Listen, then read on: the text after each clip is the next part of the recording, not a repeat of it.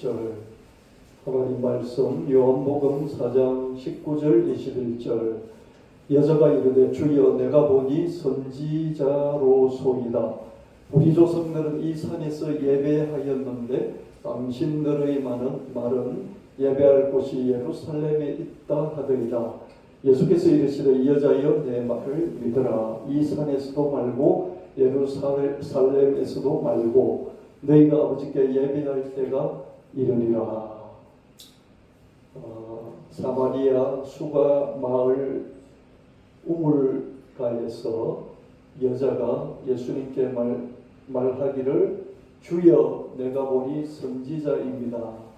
우리 조상들은 이 산 거리심산에서 예배하였는데 당신들 유대인들의 말은 예배할 곳이 예루살렘에 있다. 그렇게 말하더이다.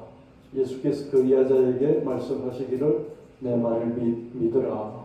이 거리심산에서도 말고 예루살렘에서도 말고 하나님께 참되게 예배할 때가 옳은데 이때가 바로 그때다.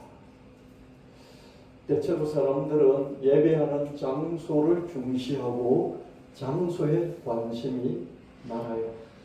깔려 죽어도 너무 많은 사람들이 몰려서 엎어져서 깔려 죽을지라도 그 장소를 중시하는 거죠. 이슬람 같은 경우에는 순례 행사를 해마다 하지 않습니까? 너무 많은 사람이 밀려서 넘어져서 깔려서 죽는 일들이 계속 일어나고 있어요. 그래도 그 장소가 중요한 것이죠. 그렇죠? 그래서 우리 기독교인들도 성지순례 그러면서 아시아 일대 성지순례 여행을 가지 않습니까? 그렇죠? 그 모든 것들이 뭐냐면 장소를 중시하는 그런 게 있기 때문에 그런 일들이 계속해서 일어나고 있습니다.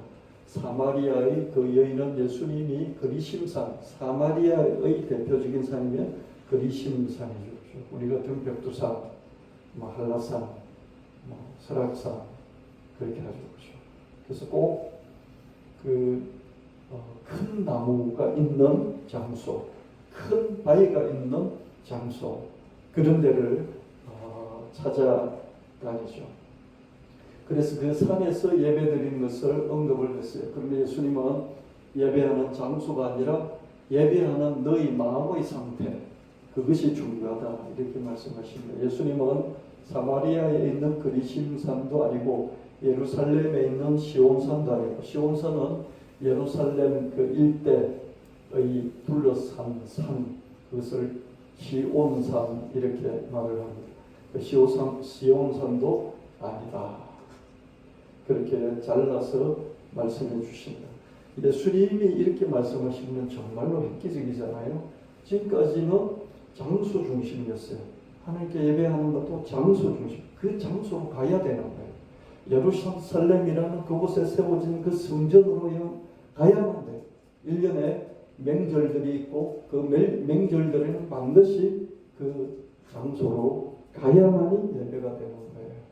근데 예수님은 딱 잘라서 성전을 사실은 중단시킨 것이죠. 그곳이 아니다. 장소가 아니다. 그래서 우리가 신약 구약을 다 믿지만은 특별히 예수님 말씀을 우리는 믿고 또 예수님이 하신 그 모든 것들을 믿는 것이 기독교입니다. 요한복음 4장 23절 24절 아버지께 참되게 예배하는 자들은 영과 진리로 예배할 때가 오나니 곧 이때라. 아버지께서는 자기에게 이렇게 예배하는 자들을 찾으시느니라. 하나님은 영이시니 예배하는 자가 영과 진리로 예배할지니라. 하나님께 참되게 예배하는 자들은 예루살렘 성전에 가서 예배하는 것도 아니고 또 거리심산의 그 성소에 가서 예배하는 것도 아니고 어디서 예배하든지 영과 진리로 예배하면 된다. 그렇게 말씀하십니다. 하나님은 영이십니다. 하나님이 이런 물질 세계에 갇혀 있는 분이 아니고 영이시기 때문에 너희들도 영으로 기도하고 영으로 찬양하고 영으로 예배해야 된다.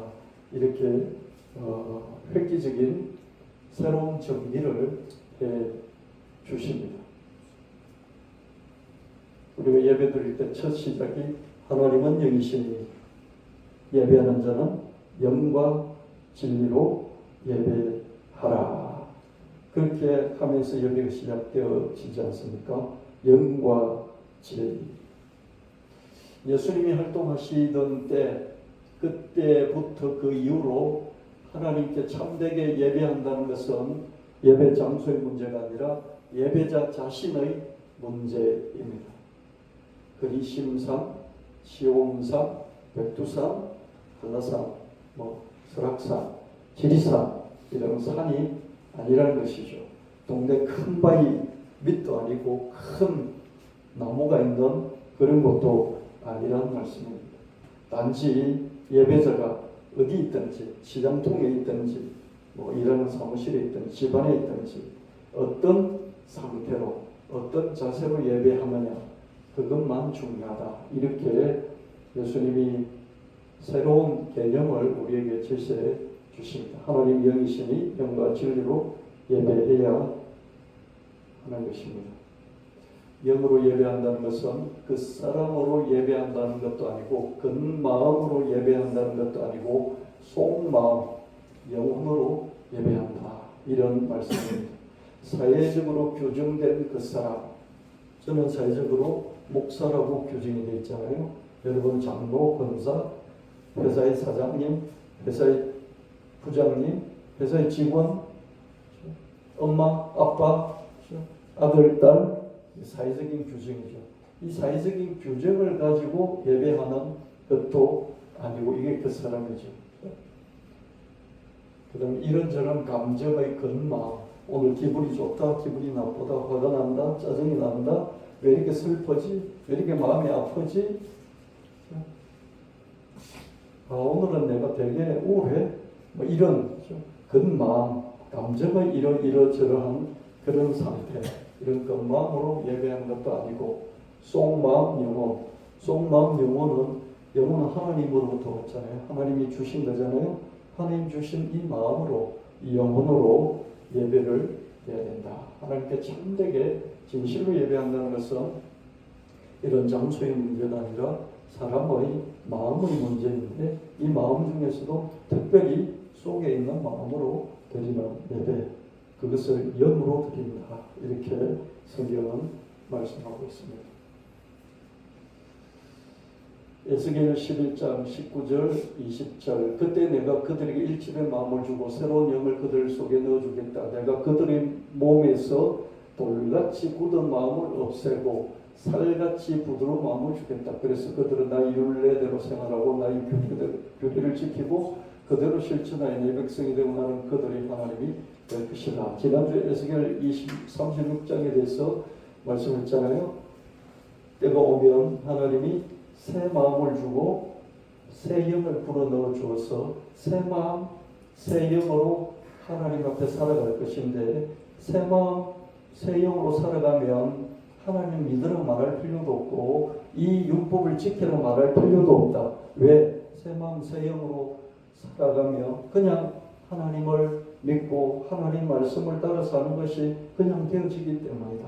이런 말씀에 그런 때가 올 것이다. 이렇게 예언을 했는데요. 이 에스겔서 11장 19절 20절에는 일체의 마음을 주고 새로운 영을 주어서 돌같이 굳은 마음 없애버리고 살같이 부드러운 마음을 주고 그래서 하나님 말씀을 잘 지킬 수 있도록 그렇게 하겠다. 하나님이 이렇게 약속하셨다. 이렇게 말하고 있습니다. 에스겔 선지자가 예언한 것이죠. 어떤 때가 오면 사람들이 마음이 바뀌게 된다. 이런 예언입니다. 돌같이 굳은 마음이 제거되고 살같이 부드러운 마음이 된다. 하나님이 분열되지 않는 하나님의 마음을 주신다. undivided heart. undivided heart. divided는 이렇게 나눠주고 갈라진 거잖아요. 나눠주고 갈라진 것이 아니라 딱 일치가 돼. 딱 하나의 그런 정직 솔직하고 정결한 분열되지 않는 그런 마음을 주겠다.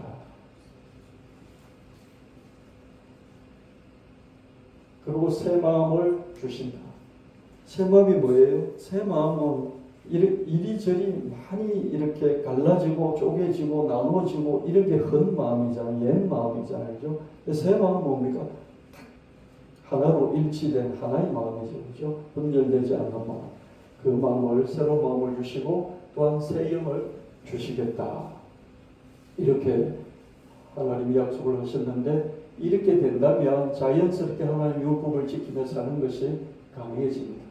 에스겔이 이렇게 예언한 것은 예수님이 오심으로써 성취가 됐습니다. 계속해서 이어서 어떻게 성취가 됐는지 말씀을 이어가도록 하겠습니다. 요한복음 14장 20절, 그날에는 내가 아버지 안에 너희가 내 안에 내가 너희 안에 있는 것을 너희가 알리라. 그날 에스겔도 그때 어느 때가 오면 이렇게 말씀했고, 예수님은 자기가 왔지만은 바로 지금이 아니고 좀 지나면 어느 날 내가 아버지 안에 있고 너희가 내 안에 있고 내가 너희 안에 있는 것을 너희가 알게 될 것이다.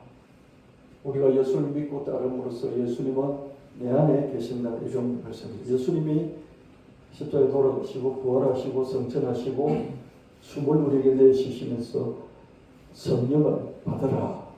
그리고 그 이후에 오순절 성령 강림 믿고 난 뒤에 우리가 예수 믿고 성령으로 거듭나면 성령이 내 안에 들어와 계신다. 성령은 하나님의 영이고 예수님의 영이니까 예수님의 영이 내 안에 들어와 계신다. 고린도전서 3장 16절 말씀에 너희는 너희가 하나님의 성전인 것과 하나님의 성령이 너희 안에 계신 것을 알지 못하느냐. 우리가 하나님의 성전이다. 왜? 하나님의 성령이 우리 안에 계시기 때문이다. 우리가 예수를 믿고 거듭남으로써 성령을 거듭남으로써 내가 하나님의 성전이고 내 마음이 하나님의 성전이고 특별히 나의 속마음, 영혼, 나의 영이 하나님이 계신 하나님 성령 계신 그런 성전이 된다. 그래서 성전은 어떻습니까? 성전은 실로가 구약에서 실로가 하나님의 성소가 있었어요. 여기가 하나님 성전이었고 강야 시대는 어떻습니까? 성막이 있어서 성막에 하나님이 계셨어요. 그죠? 정착했을 때는 어떻습니까? 실로의 성소가 있어서 거기 하나님이 계셨어요.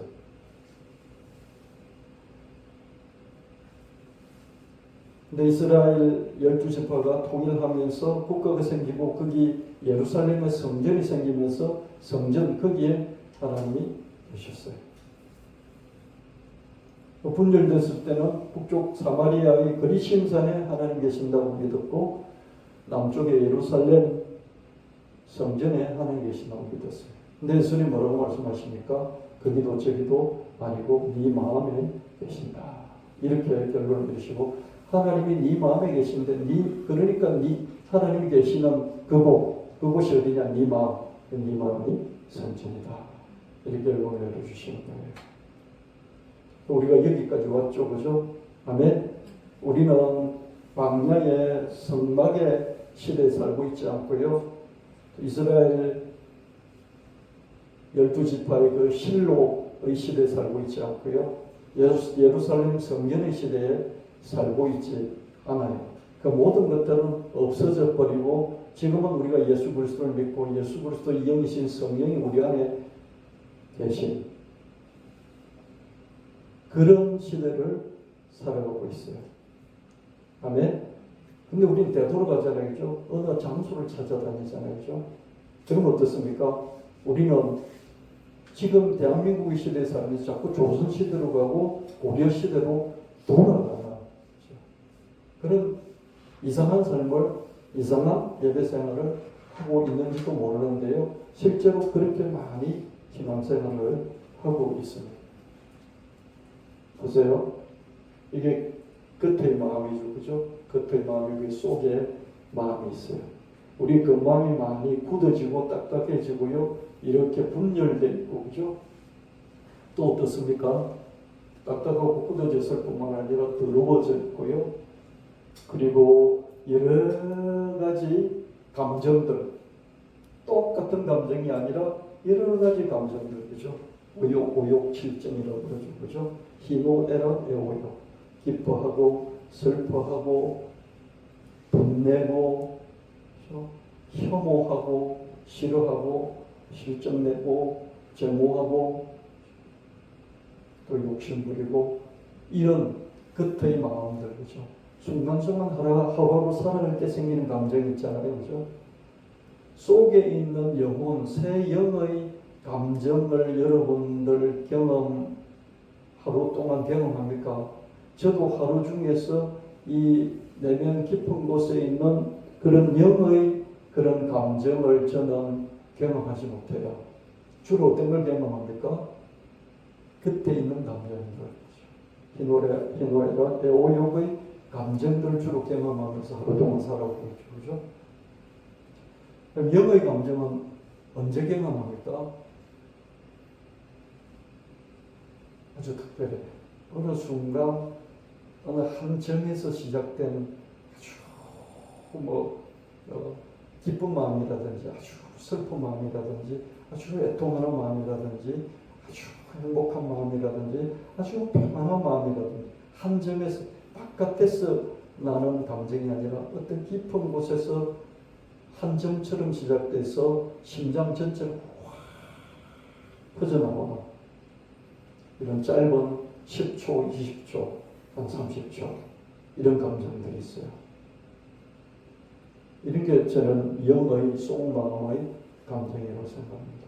이런 감정들은요, 한 달에 한 번도 못 느껴요. 1년에 한두 번 느낄까 말까 할 수도 있어요. 왜? 이 바깥에 있는 이 끝의 마음들이 딱딱하고 굳어져 있고 분열되어 있고 그리고 자기가 주인처럼 행세를 하고 있기 때문에 속에 있는 이 속마음의 감정들이 밖으로 드러나지를 않는 거죠.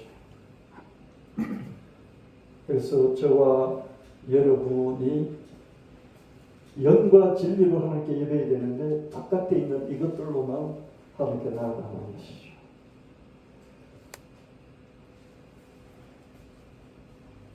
성령께서 이 안에, 이 속마음에 계시지 이 겉의 감정이라든지 그 사람 가운데 있지 않다. 이렇게 한번 표현해 봤습니다. 마태복음 17장 21절 또 여기 있다 저기 있다고도 못하리니 하나님의 나라는 너희 안에 있느니라. 하나님의 나라는 하나님이 통치하는 영역이죠. 하나님이 통치하시는 영역인 하나님의 나라, 하나님이 계신 하나님의 나라, 하나님 왕이신 하나님의 나라는 여기 있다 저기 있다가 아니라 장소 개념이 아니라 내 안에, 내 마음 안에 있다. 세 번역으로 이렇게 돼서 또 봐라 여기 있다 또는 저기 있다 하고 말할 수도 없다. 보아라 하나님의 나라, 하나님 통치하는 나라, 하나님 계신 나라는 너희 가운데 있다. within you. 여기서 you는 단수일 수도 있고요, 복수일 수도 있습니다. within you, 너 안에, 너 한 사람 안에 하나님 나라가 있다. 또 within you는 너희는 복수자죠. 너희 안에 있다. 그래서 보면 영어로 you는 한 사람 you일 수도 있고, 그죠? 너희들 할 때, 그죠? 복수로 you일 수도 있잖아요, 그죠? 그래서 within you, 너 안에 할 때는 너 한 사람 안에 이런 뜻도 있겠고, 너희들 안에 이럴 때 within you라는 뜻은 among you라는 뜻입니다. among은 뭡니까? 여러 명이 있으면 여러 명 이 사이를 among이라고 그러죠. among you. 너희들 있으면 너희들 가운데 그 사이에 하나님이 계시고 하나님 나라가 있다. 한 사람으로 따질 때는 너 안에, 유가 복수일 때는 너희들 사이, 여기에 among you, 여기 사이에 계시다. 하나님 거기 계시고 하나님 나라가 거기 있다. 아멘. 아멘. 여러분 이 개념으로 바꾸게 되고요. 또 이 개념을 계속해서 여러분 붙잡고 끝까지 신앙생활 하셔야 돼요. 성전이나 하나님 나라는 더 이상 장소 개념이 아니라 예수를 믿고 따르는 내 안에, 나의 마음 안에, 나의 속마음, 영혼에 있다. 그리고 거듭난 영혼들, 다른 사람들 모임, 그렇죠? 예수 믿는 사람들이 모인 그 가운데에 있다. 예배도 성전도 하나님 나라도 더 이상 장소 개념으로 접근해서는 안 된다. 우리 마음 중에서 특별히 속마음, 영혼의 개념으로 접근해. 내 영혼 속에 하나님 계시고 내 영혼 속에 하나님 나라가 있고 내 영혼으로 드리는 것이 예배다. 이렇게 접근을 해야 된다. 더 이상 장소 개념으로 접근하지 말라. 물론 예루살렘에도 계십니다. 그리심산에도 계시는 거죠. 거기에 영과 진리로 예배하는 사람이 있다면 거기 계시는 거죠.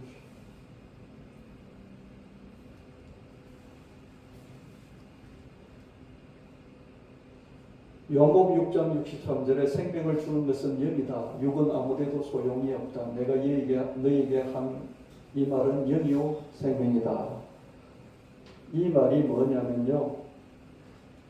여러분, 생명이란 말은요, 원래 생명이란 말은 영생이란 말은 없었어요. 이 세상에 영생이란 말은 없었어요. 생명이란 말만 있었어요. 생명이란 그 말 안에 영원히 지속된다는 개념이 들어있는 게 생명이란 단어 안에요. 근데 어느 날 죽음이 생겨버리니까 그 생명으로는 설명을 할 수 없으니까 영원한 생명, 영원한이라는 수식을 앞에 붙여야만 됐어요. 마치 참기름 그러면 참기름이 진짜 참기름인데, 그죠? 근데 가짜가 많으니까 앞에 참자를 붙였잖아요, 그죠? 그것도 모자라니까 진짜 참기름 이렇게 돼버리잖아요, 그죠? 가짜들이 있어버리니까 그 이후부터는 참기름이란 말 가지고 안 되니까 진짜로 말을 또 붙였잖아요, 그죠? 그런 것처럼 생명이라는 말 자체는 영원히 지속되는 살아있는 거예요. 근데 죽음이 들어오버리고 나면 그 이유는 어떻습니까? 앞에 참 생명 또는 영원한 생명 그 수식을 붙여야 되는 거죠. 언어가 도태돼 버린 거죠. 언어가 도태돼 버리니까 생명이란 말 가지고 부족한. 그래서 영생이란 말은 하나님께 없어요.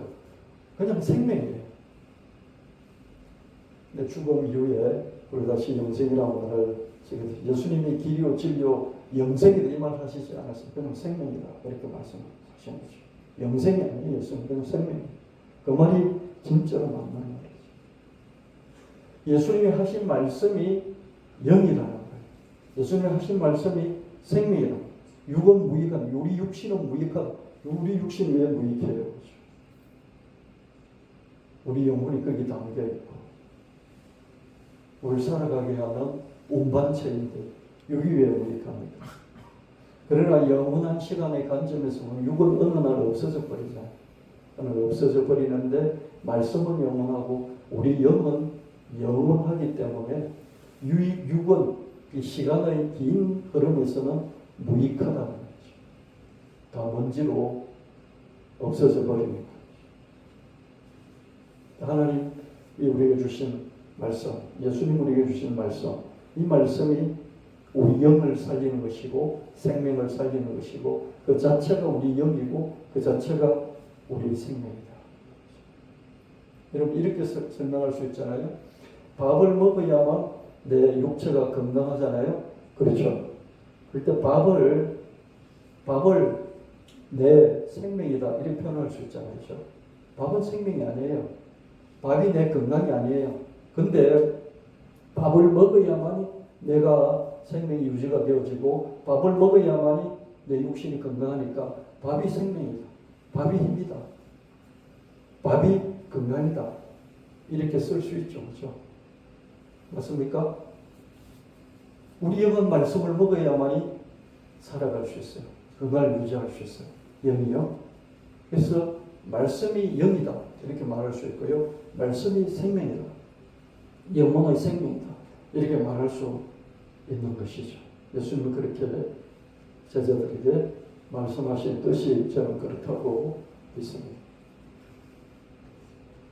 하나님께 참되게 예배한다는 것은 영으로 예배하는 것이고 진리로 예배하는 것인데, 영으로 예배한다는 것은 속마음 영혼으로 예배하는 것이고, 진리로 예배한다는 것은 가르침, 예수 그리스도의 가르침은 말씀으로 예배를 하는 것이다.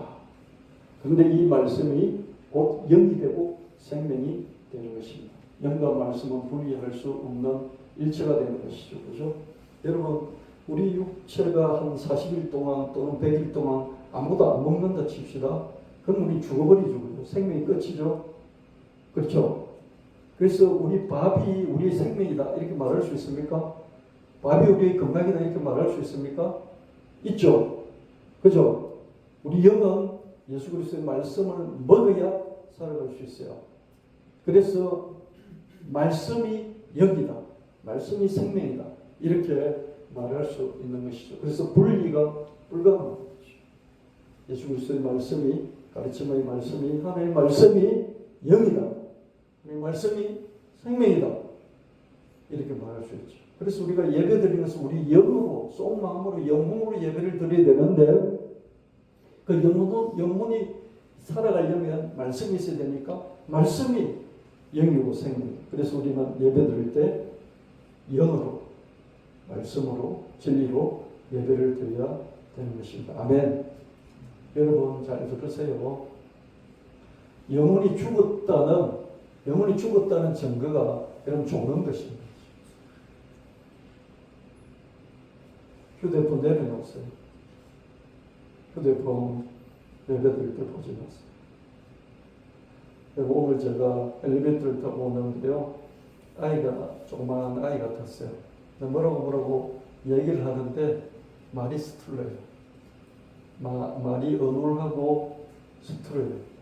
저 정도면 말을 좀 해야 될 텐데 그랬어요. 그래서 내가 좀 말이 늦지 않냐 그랬더니, 요즘 아이들이 대부분 저렇다는 거예요. 대부분 말이 늦거나 말이 잘 안 되거나 그랬대요. 왜 그럴까? 부모가 휴대폰을 많이 봐서 그랬대요.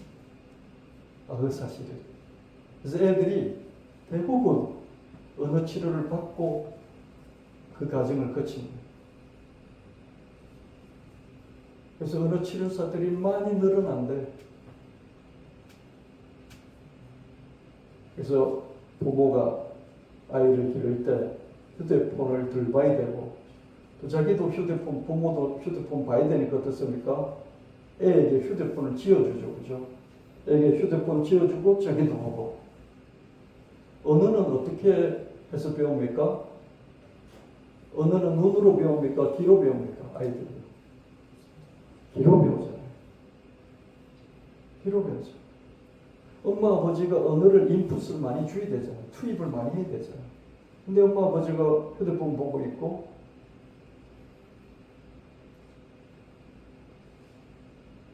퇴근 이후에 아버지가 애하고 놀아주면서 뭐라고 서로 대화하면서 놀아주기를 바라면 어떻습니까? 텔레 보고 있고 휴대폰 보고 있으면서 애 옆에 두고 그냥 이러고 있는 거죠. 그죠? 그럼 이제 엄마가 복장이 터지죠. 말을 해주기를 바라는데, 그죠? 말을 안 하고 텔레 보든지 휴대폰 보고 있으니까. 그죠? 요즘 아이들이 대부분 언어 치료 과정을 거친다는 것을 여러분 기억하시고요. 여러분 손주를 기를 때, 아이를 기를 때 어떻게 해야 된다고요? 휴대폰 보는 거 줄이시고 말을 많이 해줘야 됩니다. 아이들이 두뇌 발달은 뭐겠습니까? 두뇌 발달은 먹는 게 있어야 되잖아요. 그 먹는 게 뭡니까? 언어잖아요. 지능 발달은 언어잖아요. 딴 게 있겠습니까? 육체적으로 똑같다면, 그렇죠? 음식 공급이 똑같다면 지능 발달은 언어죠. 언어는 어디서 듣습니까? 눈으로 듣습니까? 귀로 들어요. 귀로. 아이에게 개발시켜줘야 될 가장 강력한 것이 청각기능이에요. 청각기능. 여러분 자신도 청각기능을 개발시켜야 돼요. 그래서 강사가 어눌하게 말을 해도 귀를 기울이고, 그죠? 정신을 집중하고 졸리게 강의를 해도 정신을 집중하고. 왜요? 자기 영혼이, 자기 머리가 건강해지고 발전하는 것은 듣는 것밖에 없습니다. 물론 눈으로 책을 읽는데, 눈으로 책을 읽는 것은 눈으로 글을 듣는 것이죠. 이렇게 드라마 보듯이 보는 건 아니잖아요. 책을 눈으로 읽는 거죠. 귀로 듣는 거죠. 휴대폰 내려놓으시고 들으세요. 듣는 훈련을 죽을 때까지 하십시오. 아이들에게도 일찍부터 손주 기를 때, 자기 자식 기를 때 휴대폰 내려놓으시고 좋은 언어를 많이 들려주세요. 그 차이, 아이의 지능 발달의 차이가 어릴 때, 그죠? 어릴 때 들었던 언어의 차이. 여러분, 영혼의 발전, 영혼의 성장과 성숙은 얼마나 내가 하나님 말씀을 잘 들었느냐, 잘 듣고 그걸 잘 간직했느냐, 그 차이.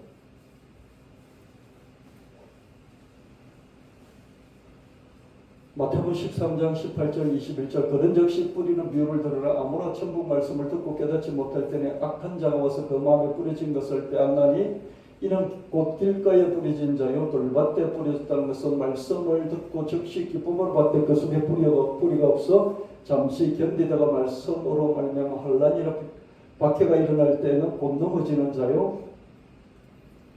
씨 뿌리는 비유잖아요. 예수님 이렇게 말씀해 주셨잖아요. 내 말이 영이요 생명인데, 영이요 생명이 너희 마음 속에 들어가야 되는데, 들어가더라도 너희들이 이 말씀을 버려버리든지 잘 심어서 키우지 못한다면 아무 소용이 없다, 그런 말씀이죠. 그래서 씨가 중요한 것보다는 마음이 중요하다는 거예요. 씨는 얼마든지 있으니까. 이 씨가 있잖아요. 이 씨를 어떻게 받아들이고 어떻게 키우느냐, 그 마음이 중요할 뿐이라고 말씀하시면서 길가 같은 마음은 무신경해요. 말씀에 대해서 아무 관심이 없는. 돌밭은 뭐냐? 돌밭은 뭐예요? 말씀을 이렇게 그러면서 받아요. 그러다가 금세 그냥 그 말씀을 키우지 못하고 버려버리는 것이죠. 길가 같은 마음, 돌밭 같은 마음, 가시떨기 같은 마음은 새로운 마음, 속 마음이 아니죠. 이런 마음에서는 말씀, 곧 영이요 생명이 말씀이 자랄 수가 없죠. 못 자라니까 영이 늘 힘이 없는 거죠. 영은 깨끗해요. 영은 순수해요. 영은 정결해요. 영은 하나님을 향해. 근데 힘이 없는 거예요. 힘이 없어요. 순수해도 힘이 없어요. 순수해도 청결해도 지혜가 없어요. 힘도 없고 지혜가 없어요. 왜? 생명인 말씀을 못 받아 먹는 거죠. 왜 말씀 못 받아 먹습니까? 말씀이 들어오는데 길가 같다든지 돌밭 같다든지 가시덤불 같아서 말씀이 뿌리를 내리고 크지 못하기 때문이죠. 마태복음 13장 22절 23절 가시떨기에 뿌려졌다는 것은 말씀을 들으라. 세상의 염려와 재물의 유혹에 말씀이 맡겨 결실하지 못하는 자요, 좋은 땅에 뿌려졌다는 것은 말씀을 듣고 깨닫는 자니 결실하여 어떤 것은 100배, 어떤 것은 60배, 어떤 것은 30배가 되느니라 하시더라. 길가는 뭡니까? 무관심한 거죠. 돌밭은 뭡니까? 이랬다 저랬다 하는 거죠. 가시떨기는 뭡니까? 말씀을 받기는 받는데 이게 가시떨기가 우거져 있어 떨어지긴 떨어지는 어떻습니까? 더 자라지를 못하죠. 이게 우겨져서 자라는 것을 방해하는 거죠. 이게 뭡니까? 세상 염려와 재물 유혹과 일락, 쾌락에 빠져서 결실하지 못하는 것이죠. 그런데 좋은 땅에 뿌려지면 이 말씀을 잘 간직하고 키워서 30배, 60배, 100배의 열배를 맺는 것이죠. 길가 같은 마음, 돌밭 같은 마음, 가시떨기 같은 마음, 이 마음으로 예배를 드린들 예배가 될 수가 없다는 것이죠. 그러면 옥토 같은 마음으로 예배를 드려야 되는데, 옥토 같은 마음으로 예배를 드리면 말씀, 곧 영의 생명인 이 말씀이 자라나게 하기 때문에 옥토 같은 마음, 이 옥토 같은 마음이 속마음이고 영혼이 주거죠. 속마음, 영혼에 말씀이 떨어져야 되는데, 이 말씀이 떨어지기 전에 들과 같은 마음, 돌밭 같은 마음, 가지동굴 같은 마음이, 이 말씀이 들어오지 못하고 옥토에 들어오지 못하게 하는 것이죠. 우리에게 반드시 옥토 같은 마음이 있어요. 아멘. 모든 사람에게 옥토 같은 마음이 있어요. 하나님 주신 새 마음, 하나님 주신 새 영, 우리 영혼이, 하나님으로부터 영혼이 있어요. 그런데 바깥의 마음들이 어떻습니까? 바깥의 마음들이 들어오는 것을 방해하는 것이죠. 그래서 평생 예배를 드린다고 드렸는데 제대로 드린 적이 없는 예배가 될 수도 있다는 것을 여러분들이 오늘 이 말씀을 통해서 좀 경각심을 느끼시면 좋겠습니다. 예수님이 오신 이후로 예배 장소가 어디냐, 어떠냐, 이런 것은 전혀 중요하지 않죠. 예배 장소가 뭐 아주 웅장하다든지, 뭐 아주 소박하다든지, 예배 장소가 아주 뭐 화려하다든지, 예배 장소가 정말 들어가니까 아주 이 엄숙한 분위기에서 경건한 분위기 속에서 저절로 예배가 된다든지, 이런 것들이 중요하지 않다는 것이죠. 예배하는 마음의 상태가 어떠하냐, 이것만 중요할 뿐입니다. 사회적으로 규정된 그 사람, 또 이런저런 감정의 건마음, 이런 게 아니라 속마음, 영혼으로 예배해야 합니다. 언제든지 어디서든지 새로운 마음, 깨끗한 마음, 감동하는 마음, 깨닫는 마음, 속마음, 영혼으로 예배할 수 있어요. 깨끗한 마음으로, 순수한 마음으로, 정결한 마음으로, 그리고 분열되지 않는 하나의 마음으로. 여러분, 분열된 마음을 예수님께서는 가시덤불, 가시떨기 마음이다, 이렇게 말씀합니다. 예배를 드리는데, 그렇죠? 재물의 유혹, 세상의 염려, 또 어디 놀러가서 재미있는 쾌락, 이런 것을 생각하면서 드린 예배일 때 그걸 갈라진 마음이고, 그 갈라진 마음을 가시덤불 마음이다, 이렇게 예수님 말씀하십니다. 그래서 우리가 새로운 마음으로, 깨끗한 마음으로 감동하는, 말씀 받을 때 감동하고요, 그리고 말씀을 받을 때 깨닫는 마음, 이런 게 집중하지 않은 마음들이죠. 바깥의 마음들이 이렇게 감싸고 있기 때문에, 그렇죠? 속에 있는 마음, 새로운 마음, 영혼이 집중해야만 이게 뚫고 가거든요. 우리에게 모두 그 마음이 있어요. 목사님 저도 그렇고 여러분도 다 그 마음이 있어요. 염려, 근심, 걱정, 또 핍박받을 것, 예수의 말씀대로 살 때 핍박받을 걸 두려워하는 마음, 다 있어요. 다 있다. 무관심한 마음, 일과 같은 마음, 우리 모두에게 다 있다. 다 있어요. 이런 그 마음이 다 있다고. 그래서 집중하면 어떻습니까? 순결한 마음이 나오고, 집중하면 깨닫는 마음이 나오고, 집중하면 감동하는 마음이 나오고, 이 마음으로 예배를 드릴 수 있어야 된다. 그리고 또한 진리의 말씀을 따라서 예배, 말씀이 영의 생명이기 때문에 말씀을 따라서, 말씀이 내 안에 있는 속마음, 그 안에까지 들어오도록 해야 된다는 것이죠. 그래서 영으로 진리로 예배한다는 것은 그죠. 영으로 진리가 내 안에, 영이 내 안에 있는데 그 마음으로 예배하기 위해서는 집중하지 않으면 내 안에 있는 마음까지 말씀이 들어오지 못하고, 그래서 나는 정말 생명이 없는 그런 삶을 살아갈 수 있겠구나, 이런 경각심을 우리 가지면 좋겠습니다. 예배도 성전도 하나의 나라도 더 이상 장소 개념으로 접근해서는 안 됩니다. 영과 진리로 하는 것이 예배입니다. 성령 하나님 내주하시는 속마음, 곧 영혼이 성전인 것을 우리는 알아야 됩니다. 이제는 여러분들이 자꾸 장소 개념으로 성전이라는 말을 절대로 하지 마시기 바랍니다. 아멘. 우리 교회 성도들은 성전이라는 말도 쓰지 마세요. 성전은 뭐다? 성전은 절대로 어디 지성전, 이 전부 다 목사들이 성도들을 뭡니까? 속이는 사기꾼들이에요. 지성전이라든지 성전이라든지 자기 교회 보고 성전이라고 한다든지 지성전이라고 한다는 이런 말들은 전부 다 구약 시대로 돌리는 거예요. 신약 시대를 살아가는 우리는 내 마음이 성전이고 성전인 사람들이 모인 곳이 성전이지 그 외에는 어떤 것도 성전이 아니다. 예루살렘도 아니고 시온산도 아니고 그리심산도 아니고 예수님 딱 잘라서 그거 없애버리셨잖아요. 없애버리고 우리 다시 붙잡고 있다는 거죠. 그 성전이라는 말을 쓰지 마시길 바랍니다. 쓸 때는 내 마음이 성전이다. 그럴 때만 쓰시길 바랍니다. 예수 믿는 사람들이 모여있는 그것을 성전을 할 때는 그 말을 쓰시길 바랍니다. 그리고 하나님 나라, 하나님 성령 하나님이 통치하시는 내 영혼, 이것이 하나님 나라다. 그리고 이런 영혼들이 모여있는 그 모임이 하나님 나라다. 그래서 예배, 성전, 하나님 나라에 관한 새로운 개념으로 완전히 바꾸지 않는다면 우리는 계속해서 구약시대에 머물러 있고요. 수가성 마을의 그 여인이 그 말했던 그 상태, 거기서 한치도 벗어나지 못한 그런 상태에 있는 것이죠. 무엇이 진정한 나일까? 지난 시간에 이었어요. 왜 이걸 제가 여러분에게 계속 반복하냐면요.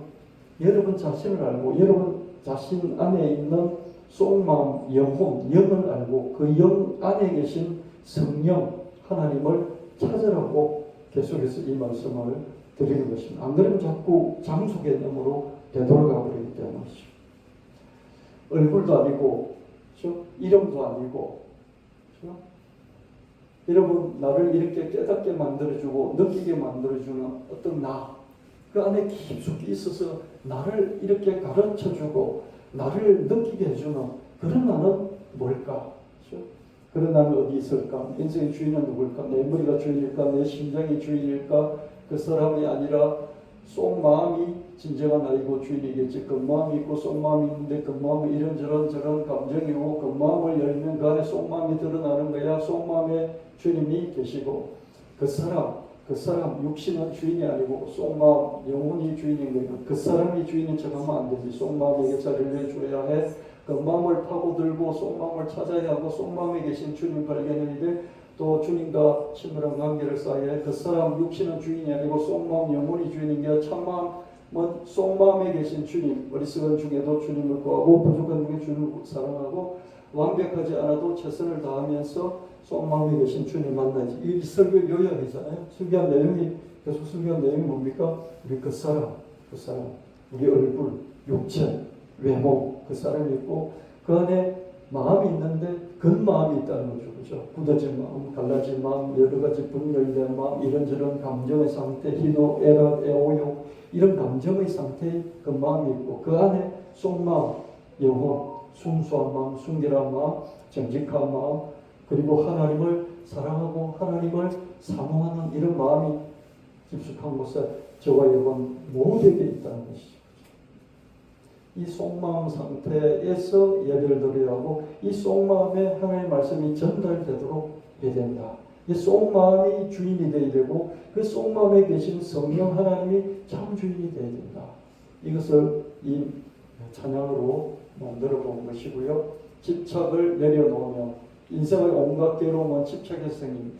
고정불변의 내가 있다. 나야. 이런 게 집착이라는 거죠. 고정된 내가 아니라 변한 내가 있을 뿐인데 집착을 내려놓지 못하니까 자비와 평안이 없는 거예요. 내다 하는 이게 집착이고요. 내다 하면서 고집부리는 게 아집이고요. 어떤 감정의 상태에 판단하고 관계를 맺으면서 기대를 하는 거 이게 다 집착이에요. 욕망과 소유, 염려, 두려움, 상추와 분노, 자기 어려움, 자기 영민, 우울감, 피해의식 이런 저런 것이 다 집착인 거죠. 우리 속마음 그죠? 아까 겉마음이 있고 속마음이 있잖아요. 이 속마음 영혼을 빼고 난 모든 것들이 집착인 것이죠. 단순한 포기나 무기력한 체념을 하는 게 아니야. 자유와 평안만 집착을 내려놓고 자유와 평안만 얻자는 것도 아니야. 주님과의 관계를 다시 회복하기 위해서 이렇게 집착을 내려놓자는 거죠.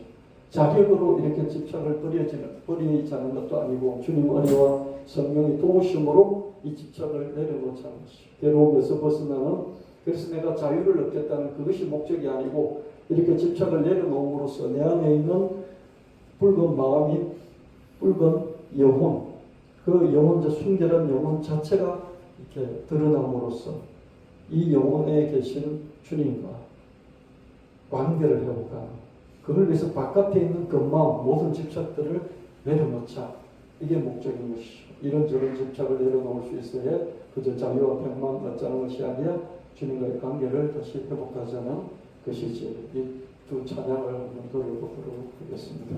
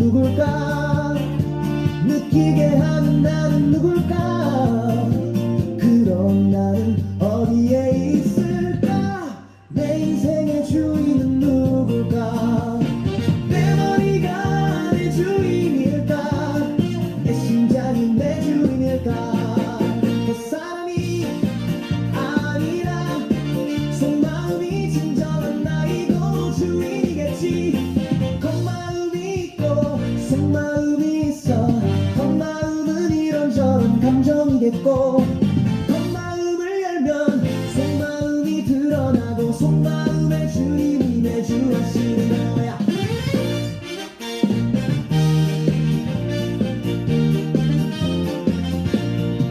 겉사람 곧 육신은 주인이 아니고 속마음 곧 영혼이 주인인 거야. 겉사람이 주인인 척하면 안 되지. 속마음에게 자리를 내주어야 해. 겉마음을 파고들어 속마음을 찾고 속마음에 계신 주님을 발견해야 해. 또 주님과 친밀한 관계를 쌓아야 해. 겉사람 곧 육신은 주인이 아니고 속마음 곧 영혼이 주인인 거야. 참 주인은 속마음에 계신 주님. 어리석은 중에도 주님을 구하고 부족한 중에도 주님을 사랑하고 완벽하지 않아도 최선을 다하며 속마음에 계신 주님을 만나야지.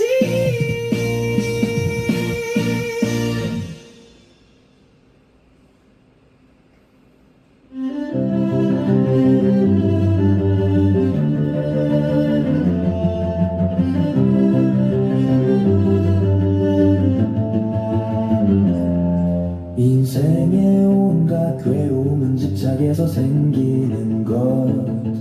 고정불변의 자기 이미지가 일으키는 집착. 고정된 내가 아니라 변하는 내가 있을 뿐. 집착을 내려놓으면 자유와 평안이 깃들지. 차집 감정과 판단 관계와 기대 욕망과 소유 염려와 두려움 상처와 분노 자기 의로움 자기 연민 우울감 피해의식 이런저런 집착을 내려놓을 수 있어야 해. 단순한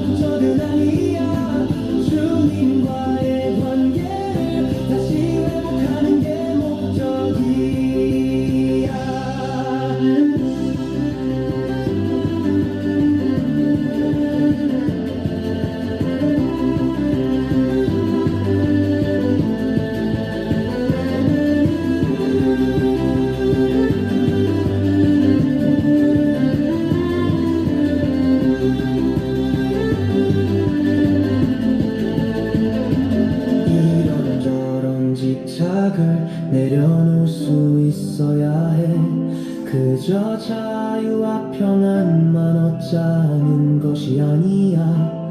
주님과의 관계를 다시 회복하자는 거야.